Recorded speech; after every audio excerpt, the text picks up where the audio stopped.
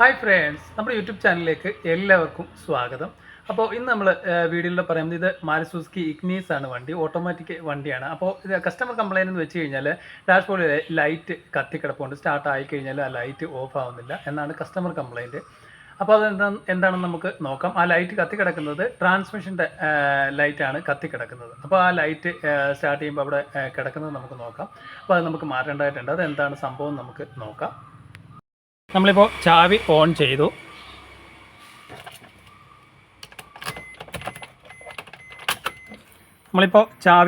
ഇനി നമുക്ക് സ്റ്റാർട്ട് ചെയ്തിട്ട് നോക്കാം.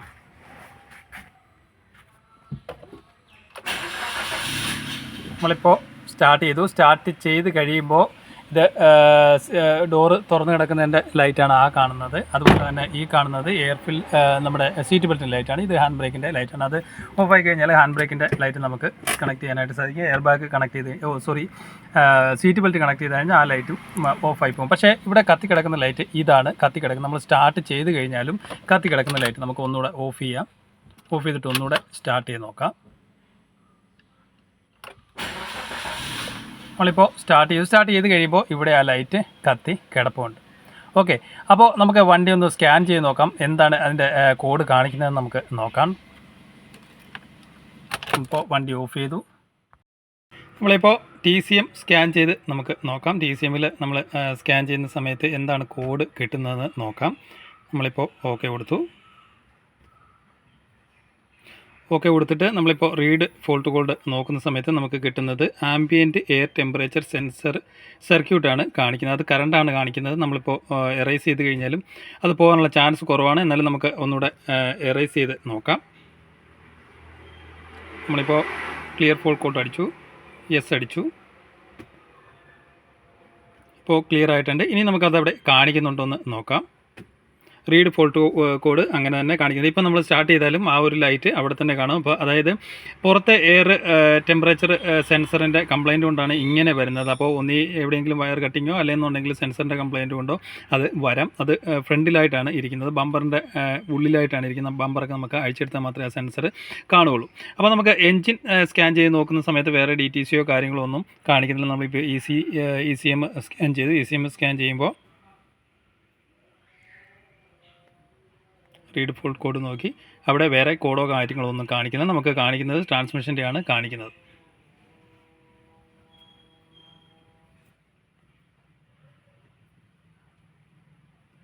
നമ്മൾ റീഡ് ഫോൾട്ട് കോഡ് അടിക്കുമ്പോൾ അത് നമ്മൾ മുമ്പ് എറേസ് ചെയ്തിട്ടും അത് പോയിട്ടില്ല. ഇപ്പോഴും ആ ഒരു ambient air temperature sensor circuit കാണിക്കുന്നുണ്ട്. മീൻസ് ഔട്ട് സൈഡിൽ ടെമ്പറേച്ചർ സെൻസറാണ് ഇതിൻ്റെ കംപ്ലയിൻറ്റ് വന്നേക്കുന്നത്. അപ്പോൾ അതിൻ്റെ സെൻസറിന് എന്തെങ്കിലും ഡാമേജോ കാര്യങ്ങളോ ഉണ്ടോ എന്ന് നോക്കാം. അതിൻ്റെ വയറിങ്ങിന് എന്തെങ്കിലും ഡാമേജോ കാര്യങ്ങളോ ഉണ്ടോ എന്ന് നോക്കാം. നമുക്ക് ബമ്പറും കാര്യങ്ങളൊക്കെ അഴിച്ചെടുക്കാം.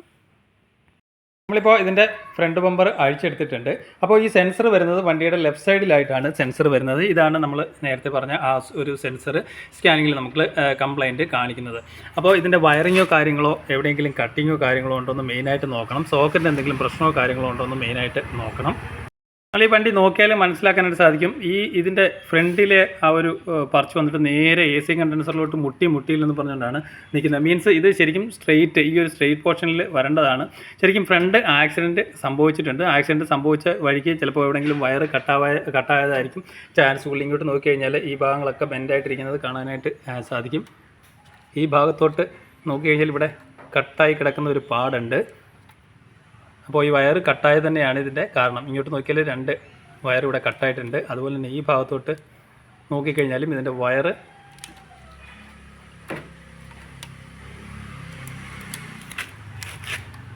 കട്ടായി കിടക്കുന്ന നമുക്ക് കാണാനായിട്ട് സാധിക്കും. 2 വയറും ഇതിനുള്ളിൽ കട്ടായി കിടക്കാം.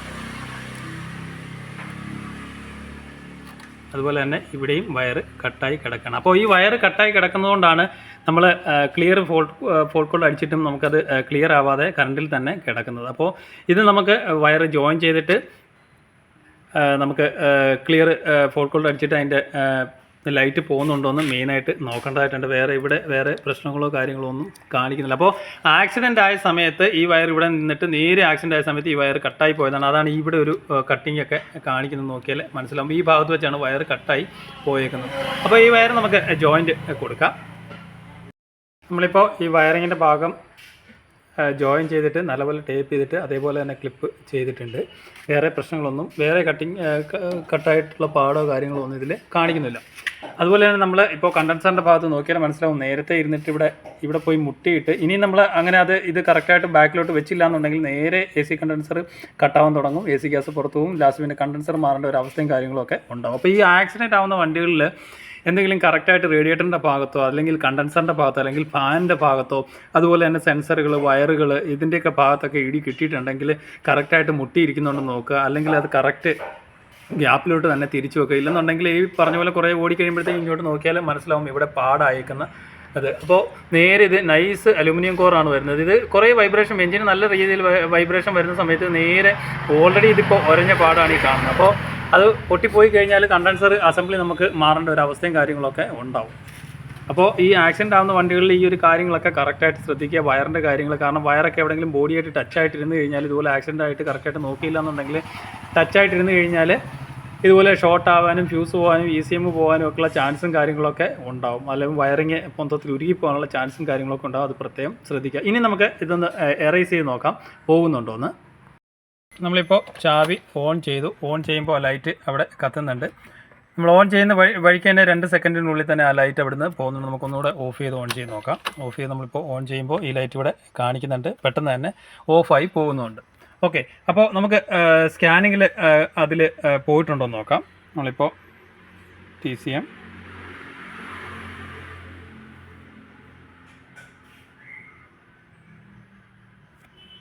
റീഡ് ഫോൾ കോഡിൽ ഹിസ്റ്ററിയിലാണ് ഇപ്പോൾ പോയേക്കുന്നത്. നേരത്തെ നമ്മൾ നോക്കുമ്പോൾ അത് കറണ്ടിലായിരുന്നു വന്ന് കിടന്നത്, ഇപ്പോൾ ഹിസ്റ്ററിയിലാണ് അത് വന്ന് കിടക്കുന്നത്. ഇനി നമുക്കത് ക്ലിയർ ചെയ്ത് വിടാം. Clear fall code. ഓക്കെ, ഇനി നമ്മൾ റീഡ് ഫോൾ കോഡ് അടിക്കുന്ന സമയത്ത് ആ ഫോൾ കോഡ് ഇല്ല. അപ്പോൾ നമ്മൾ നേരെ ആ വയർ കട്ട് ചെയ്യുന്ന സമയത്ത് നമ്മൾ ആദ്യം സ്കാൻ ചെയ്ത് നോക്കുമ്പോൾ അത് കറണ്ടിലാണ് കിടന്നത്.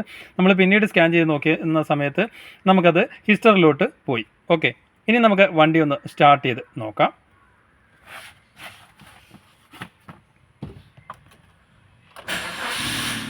നമ്മളിപ്പോൾ സ്റ്റാർട്ട് ചെയ്യുമ്പോൾ വേറെ ലൈറ്റോ കാര്യങ്ങളോ ഒന്നുമില്ല. ഇത് ഈ പറഞ്ഞ പോലെ ഹാൻഡ് ബ്രേക്കിൻ്റെ ലൈറ്റ്, ഡോർ തുറന്ന് കിടക്കുന്ന ലൈറ്റ്, സീറ്റ് ബെൽറ്റ് ലൈറ്റ്.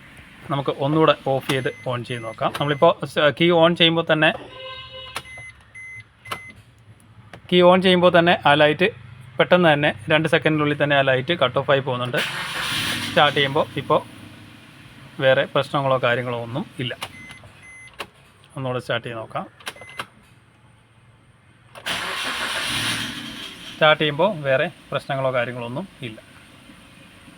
അപ്പോൾ ഈ വണ്ടിയുടെ കംപ്ലൈൻറ്റ് നമ്മൾ സ്റ്റാർട്ട് ചെയ്ത് കഴിഞ്ഞാലും ആ ഒരു ട്രാൻസ്മിഷൻ്റെ ലൈറ്റ് കത്തി കിടക്കുന്ന ഒരു കംപ്ലൈൻ്റ് ആണ്. അപ്പോൾ നമ്മളിപ്പോൾ കണ്ടതാണ്, സ്കാൻ ചെയ്ത് നോക്കിയ സമയത്ത് പുറത്തെ ടെമ്പറേച്ചർ സെൻസറാണ് കാണിച്ചത്. നമ്മൾ നോക്കുന്ന സമയത്ത് ആക്സിഡൻ്റ് ആയിട്ട് ആ വയർ കട്ടായി പോയതാണ്. അതുപോലെ തന്നെ ആക്സിഡൻ്റ് ആയിട്ട് ആ ഫ്രണ്ടിൽ ഒരു പറിച്ച് വന്നിട്ട് നേരെ AC കണ്ടൻസറിലോട്ടൊക്കെ വന്ന് നിൽക്കുന്ന ഒരു അവസ്ഥയും കാര്യങ്ങളൊക്കെ ഉണ്ടായിരുന്നു. അതിപ്പോൾ നമ്മളത് മാറ്റിയിട്ടുണ്ട്. അപ്പോൾ ഈ വണ്ടി ആക്സിഡൻ്റ് ആവുന്ന വണ്ടികളിലൊക്കെ കറക്റ്റായിട്ട് തന്നെ നോക്കുക. ഏതെങ്കിലും വയർ ബോഡിയായിട്ട് ടച്ചായി പോകുന്നുണ്ടോ, അതുപോലെ തന്നെ ഏതെങ്കിലും സെൻസർ കട്ടായിട്ടുണ്ടോ, അതുപോലെ തന്നെ റേഡിയേറ്ററിൻ്റെ ഭാഗത്തോട്ടോ റേഡിയേറ്റർ ഫാനിൻ്റെ ഭാഗത്തോട്ടോ AC കണ്ടൻസറിൻ്റെ ഭാഗത്തോട്ടോ ഏതെങ്കിലും ക്ലാമ്പുകൾ വന്ന് തൊട്ടില്ലെന്ന് പറഞ്ഞുകൊണ്ട് നിൽപ്പുണ്ടോ എന്നൊക്കെ കറക്റ്റായിട്ട് നോക്കുക. നമ്മൾ കുറേ ദൂരം ഓടി കഴിയുമ്പോഴത്തേക്ക് നേരെ ഫാനാണെങ്കിൽ ഫാനിൻ്റെ ഭാഗത്ത് ഫാനിൻ്റെ ലീഫും കാര്യങ്ങളൊക്കെ പോകും. റേഡിയേറ്റർ ആണെങ്കിൽ റേഡിയേറ്റർ കുറേ പൊട്ടിയിട്ട് കൂളൻ്റ് ലീക്കാനുള്ള അവസ്ഥയും കാര്യങ്ങളൊക്കെ ഉണ്ടാകും. അതുപോലെ തന്നെ കണ്ടൻസർ ആയാലും കണ്ടൻസറും കട്ടായിട്ട് ലാസ്റ്റ് പുതിയ കണ്ടൻസർ മേടിക്കേണ്ട അവസ്ഥയും, അതുപോലെ തന്നെ AC ഗ്യാസൊക്കെ പുറത്ത് പോയിട്ട് AC ഇല്ലാത്ത അവസ്ഥയും കാര്യങ്ങളൊക്കെ ഉണ്ടാവും.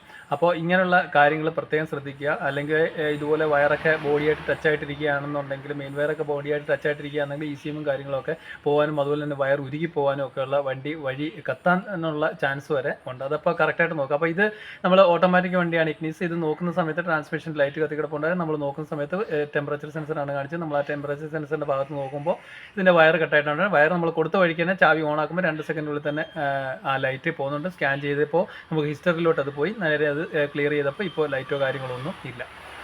അപ്പോൾ ട്രാൻസ്മിഷൻ്റെ ലൈറ്റ് കത്തി കിടക്കുന്ന ഒരു കംപ്ലൈൻറ്റിനെ കുറിച്ചാണ്, ഇഗ്നിഷൻ്റെ ഓട്ടോമാറ്റിക്കിൻ്റെ ഒരു കംപ്ലൈൻറ്റിനെ കുറിച്ചാണ് നമ്മൾ ഈ വീഡിയോയിൽ മനസ്സിലാക്കിയത്. Okay, thank you for watching.